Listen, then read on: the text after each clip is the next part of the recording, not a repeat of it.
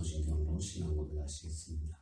전능하사 천지를 만드신 하나님 아버지를 내가 믿사오며 그 외아들 우리 주 예수 그리스도를 믿사오니 이는 성령으로 잉태하사 동정녀 마리아에게 나시고 본디오 빌라도에게 고난을 받으사 십자가에 못 박혀 죽으시고 장사한 지 사흘 만에 죽은 자 가운데서 다시 살아나시며 하늘에 오르사 전능하신 하나님 우편에 앉아 계시다가 저리로서 산자와 죽은 자를 심판하러 오시리라.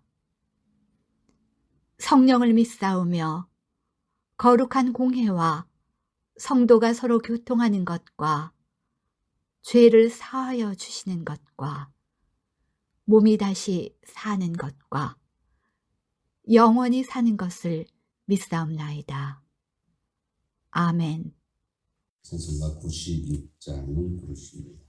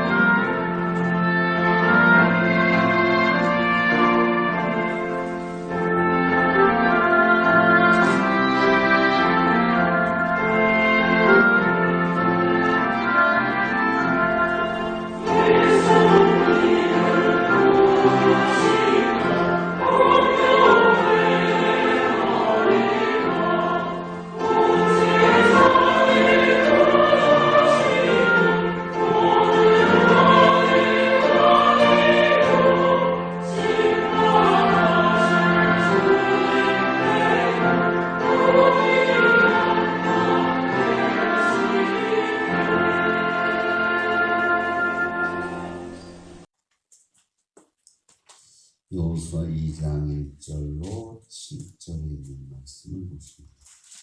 눈의 아들 여호수아가 시딤에서 두 사람을 정탐꾼으로 보내며 이르되 가서 그 땅과 여리고를 엿보라 하매 그들이 가서 라합이라 하는 기생의 집에 들어가 거기서 유숙하더니 어떤 사람이 여리고 왕에게 말하여 이르되 보소서 이 밤에 이스라엘 자손 중에 몇 사람이 이 땅을 정탐하러 이리로 들어왔나이다. 여리고 왕이 라합에게 사람을 보내어 이르되 내게로 와서 내 집에 들어간 그 사람들을 끌어내라. 그들은 이 온 땅을 정탐하러 왔느니라. 그 여인이 그 두 사람을 이미 숨긴지라. 이르되 과연 그 사람들이 내게 왔었으나 그들이 어디에서 왔는지 나는 알지 못하였고 그 사람들이 어두워 성문을 닫을 때쯤 되어 나갔으니 어디로 갔는지 내가 알지 못하나 급히 따라가라. 그리하면 그들을 따라잡으리라 하였으나 그가 이미 그들을 이끌고 지붕에 올라가서 그 지붕에 버려놓은 삼대에 숨겼더라. 그 사람들은 요단 나루터까지 그들을 쫓아갔고 그들을 뒤쫓는 자들이 나가자 곧 성문을 닫았더라. 아멘. 1887년에 애굽의 한 농부가 350내에 달하는 문서를 발견했습니다. 학자들은 이 문서가 주전 약 1400년경에 작성이 되어졌다라고 얘기를 하고 이 문서를 델 아마르나 성판이라고 불렀습니다. 1400년 전, 주전 1400년 전, 그러니까 지금으로부터 한 3,500년 전에 그 문서를 발견했는데, 그 문서, 그러니까 우리가 지금 생각하는 것처럼 이렇게 종이에 쓰여진 것, 그런 건 아니죠. 그 문서는 이전에만 하면 양피지에 양 가죽에다가 이렇게 문서를 쓰기도 하고요. 또 심한 데는 문서로서는 사람 그 껍질이 제일 좋대요. 그래서 사람 전쟁에서 사람을 죽이면 적군의 껍질을 벗겨서 거기에다가 이렇게 문서를 기록한들이 양피지보다 더 좋다고 그렇게 얘기를 하더라고요. 어쨌든 그렇게 이제 기록을 했고, 가죽에다가 기록을 했고, 그 이전에는 이게 흙판에다가 서판에다가 돌판에다가 이렇게 기록을 했습니다. 그때는 아주 구석기 시대, 신석기 시대 그렇게 얘기하는 그때겠죠. 근데 이 문서에는 뭐가 있는가 하면, 이 문서들 중에 하비루라고, 그러니까 문서 중에는 이렇게 쓰여져 있다. 하비루가 침입을 해서 모든 도성들이 파괴되고 있으니까 도와달라라는 가나안 왕들의 청원, 원병 청원 문서가 있었는데, 이는 그전엔 가나안 정복 전쟁이라고 하는 전쟁이 있었습니다. 그것이 무엇인가 하면, 이스라엘 백성들이 애굽에서 나와서 광야 생활을 마치고 가나안 땅을 점령하던 시기의 이야기입니다. 그러니까 성경의 이야기는 전설 이야기가 아닙니다. 전설 이야기가 아니고 고고학이 많이 발달되면서 이것이 이제 역사적으로 증명되고 있다는 사실을 우리가 볼 수가 있습니다. 여호수아가 이끄는 이스라엘이 파죽지세로 동부 가나안을 점령한 데 이어서 그 남부 가나안 연합군들이 들을 쫓아오게 될 때 그들을 점령하고, 그 다음에는 북부 연합군들 이렇게 그들과 전쟁을 해서 승리하게 되는 그런 일들이 기록이 되어져 있습니다. 성경에는 정복 전쟁이 어떻게 진행됐는지 그 진행 과정과 전쟁 상황들이 언급되어 있는데, 이것을 잘 가르쳐 준 것이 여호수아 이야기고, 가장 세심하게 소소하게 적어 놓은 것이 여리고 전투입니다. 그것은 여리고가 가나안의 첫 번째 성으로서 이스라엘과 가나안과의 첫 번째 전투라고 하는 점에서 큰 의미가 있기 때문에 그렇습니다. 또한 이 전쟁은 가나안을 점령하는 첫 번째 전쟁으로서 의미가 있을 뿐만 아니라, 이 전쟁은 무력에 의해서 일어난 전쟁이 아니다. 무력이 아닌 하나님의 말씀을 따르는 이스라엘 백성들의 순종과 하나님의 능력이 견고한 성벽인 여리고성을 무너뜨린 기적으로 말미암은 전쟁이기 때문이기도 합니다. 또 하나 성경은 이 여리고성이 그렇게 무너진 것에 대해서 말씀하고 있죠. 놀라운 말씀을 하고 있는데, 그 중에 또 하나가 라합이라고 하는 기생이었던 라합, 그 라합이라고 하는 여자의 결단과 그 결단으로 인해서 구원을 받은 것에 대한 말씀이 딱 두 가지가 기록되어 있습니다. 그러니까 하나님의 기적으로 여리고성이 무너진 가나안 정복의 첫 번째 전쟁이라고 하는 전쟁의 의미와, 그리고 라합이라고 하는 그 기생이 구원을 받게 된 이야기, 그 두 이야기가 가나안 정복 전쟁의 첫 번째 페이지를 장식하고 있다, 이렇게 보시면 될 겁니다. 오늘 그래서 이 새벽에 우리가 라합이라고 하는 여자의 결단에 대한 이야기를 보려고 하는 겁니다. 라합이라고 하는 여자가 그 이스라엘 정탐꾼들을 숨겨줍니다.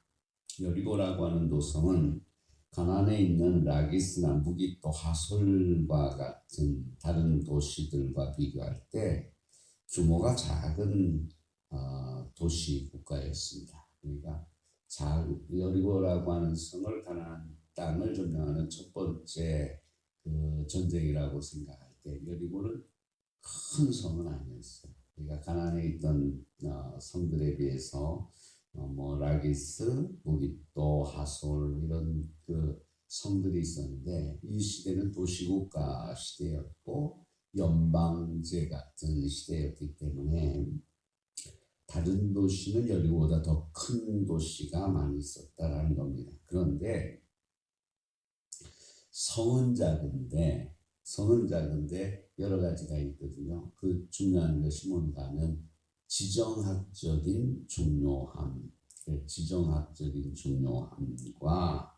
전략적으로 중요한 거 이렇게 얘기할 때에 여리고성은 그 가나안 땅을 들어가는 초입에 요단강을 건너서 가나안 땅을 들어가는 첫 번째 큰 강이 있고 요단강이라고 하는 큰 강이 있고 그 강을 건너서 들어가는 첫 번째 성의 견고한 성벽을 가진 침범하기 힘든 그런 도시 국가였다는 점에서 대단히 중요합니다.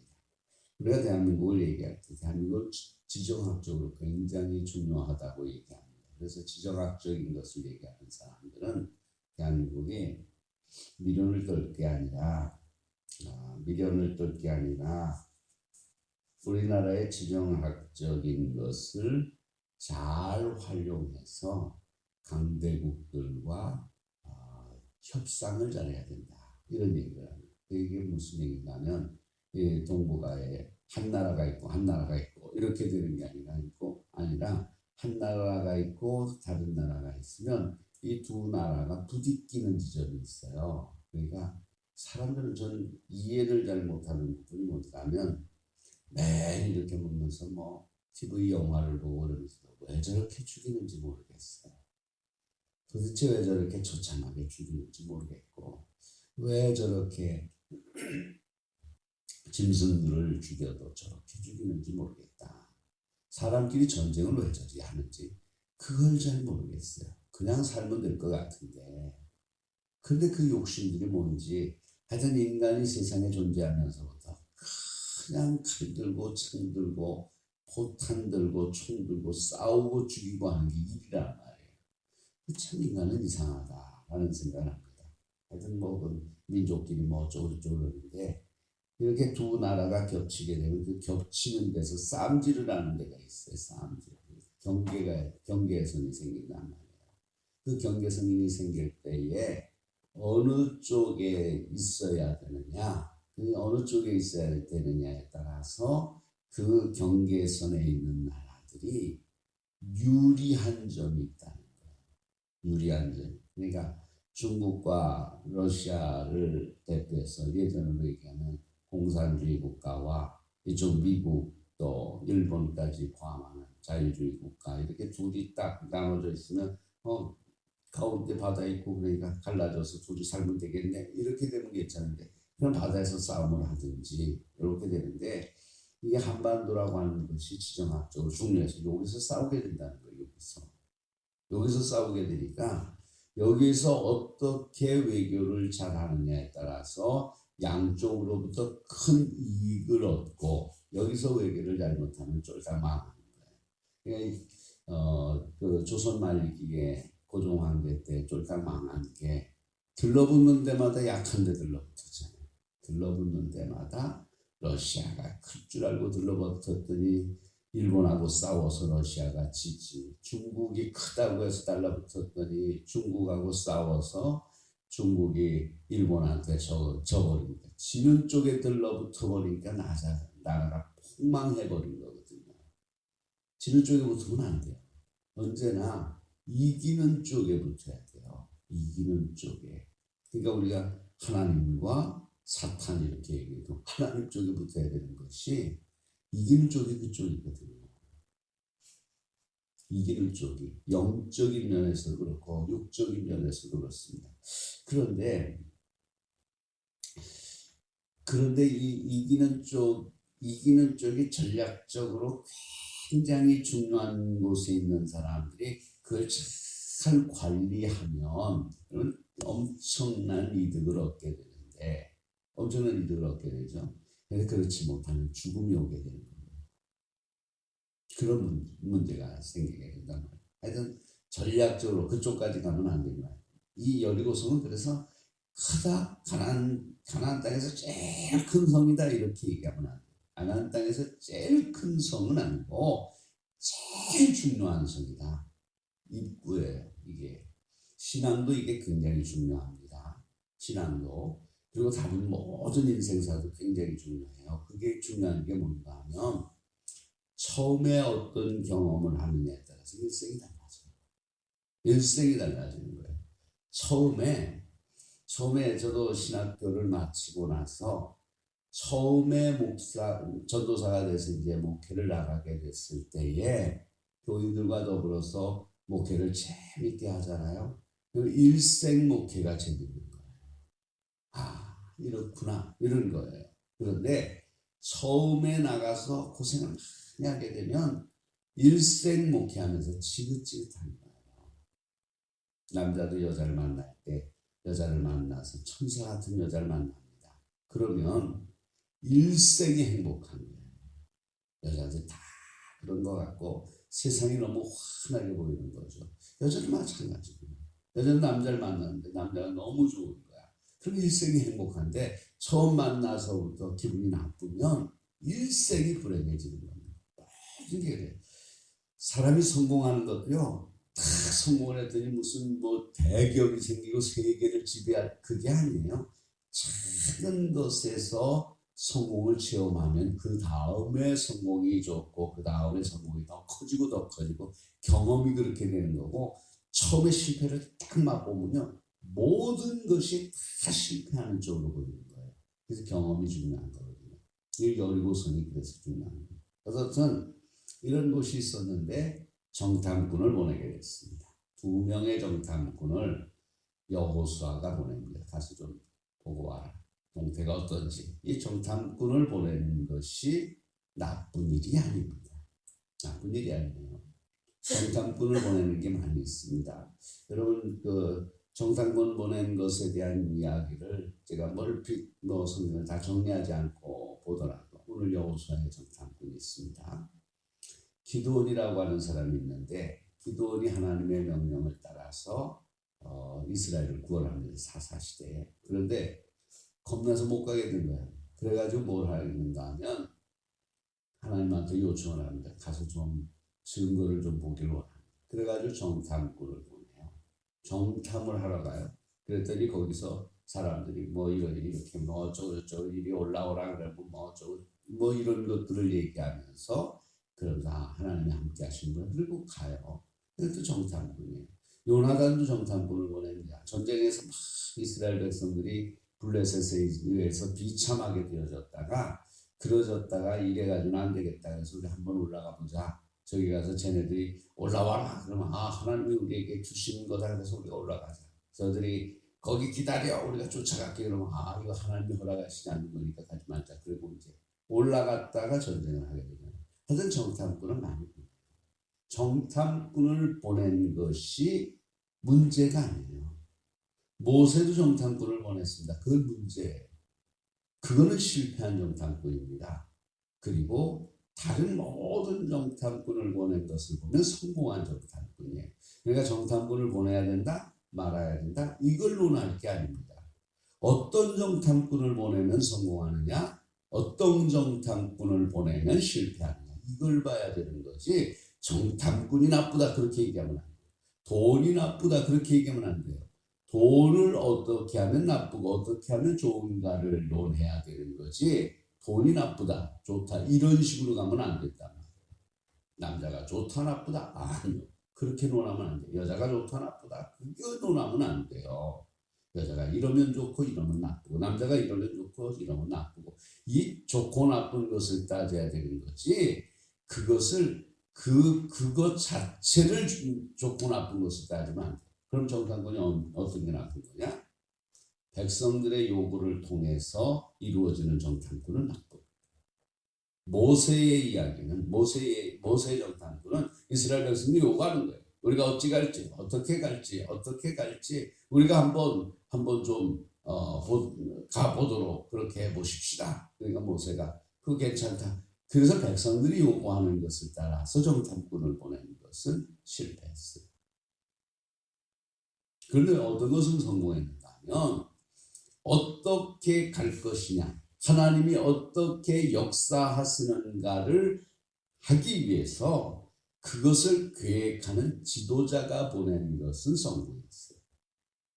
그러니까 민주적인 것은 실패예요. 교회는 교인들의 뜻이 그러니까 그거는 하나님의 뜻이 아니에요.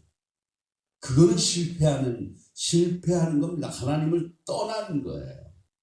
사람들의 뜻이 그런 것이 아니라 하나님의 뜻이 어디에 있는가, 하나님의 역사를 이루기 위한 방법으로 뭘 생각을 해야 되는 거지, 뭐 사람들이 이러니까 하지 말아야 된다, 사람들이 이러니까 해야 된다.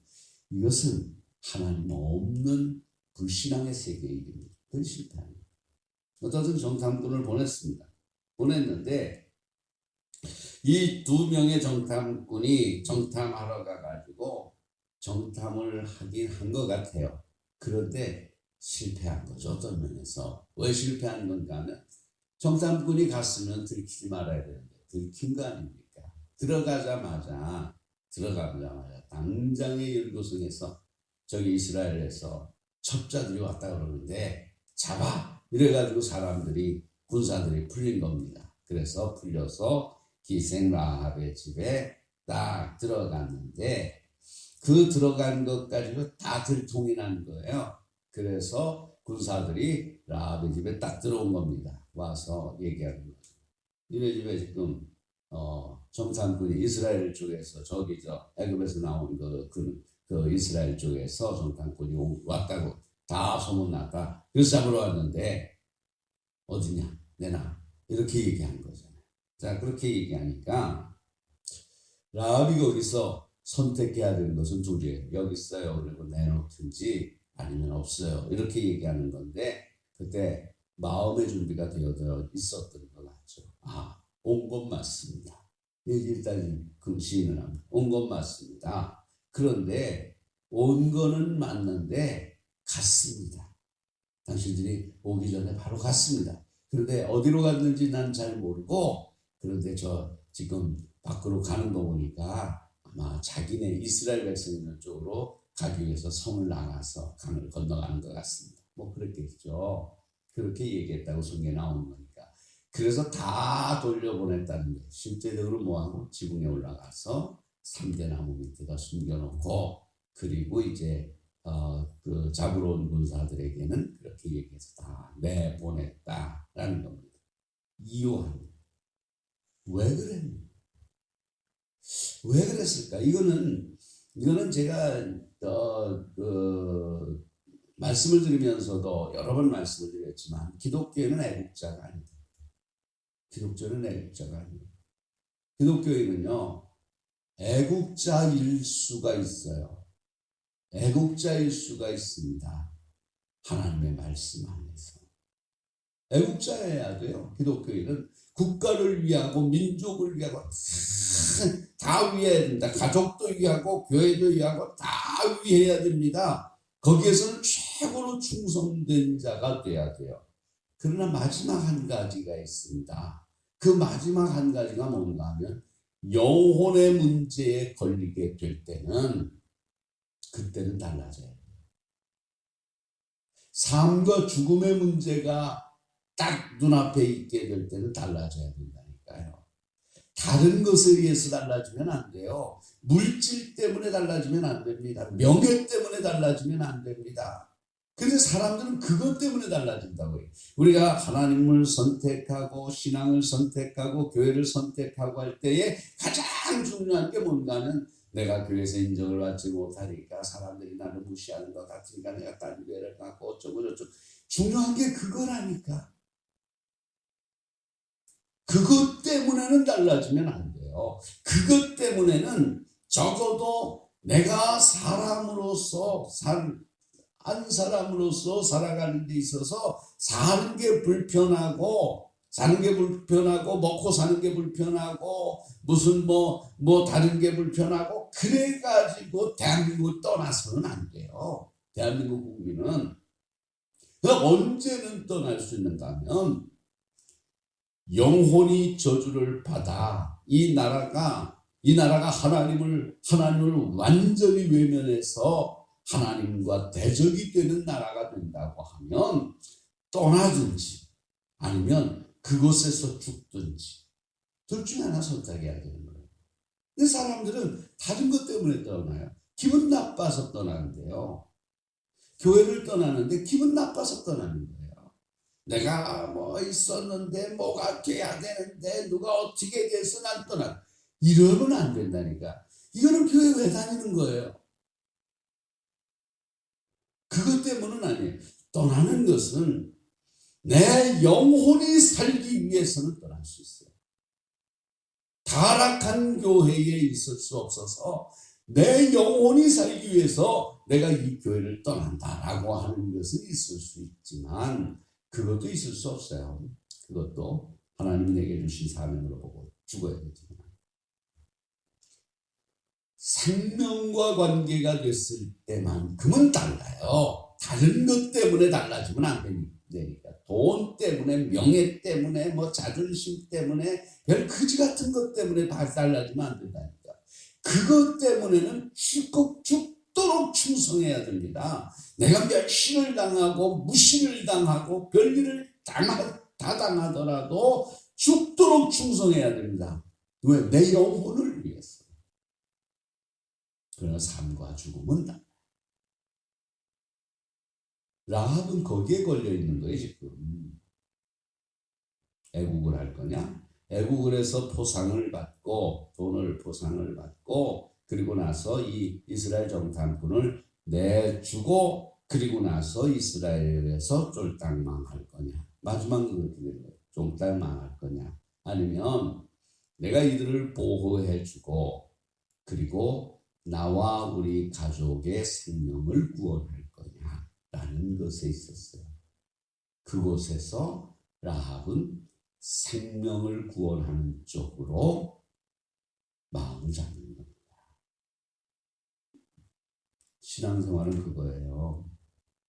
신앙생활은 이게 세상이 어떻게 하느냐 하면 누가 돈을 주느냐 이게 중요한 게 아니고 신앙생활은 이 일이 하나님 보시기에 합당하여 하나님이 칭찬하고 영생을 주시는 일이냐 아니면 이 일이 세상에서는 조금 좋아질 수 있어도 하나님 앞에는 온당치 못해서 멸망을 당하게 될 것이냐 이 구별 속에서 신앙 대충 사는 게 아니에요. 그냥 세상 돌아가는 대로 가다 말다 서다 가다 이렇게 가는 게 신앙생활이야. 그 세속적인 생활. 라합은 그 얘기를 하고 있는 겁니다. 라합은 딱 여리고성의 사람이니까 여리고에 충성해야 돼요. 다 충성해야죠.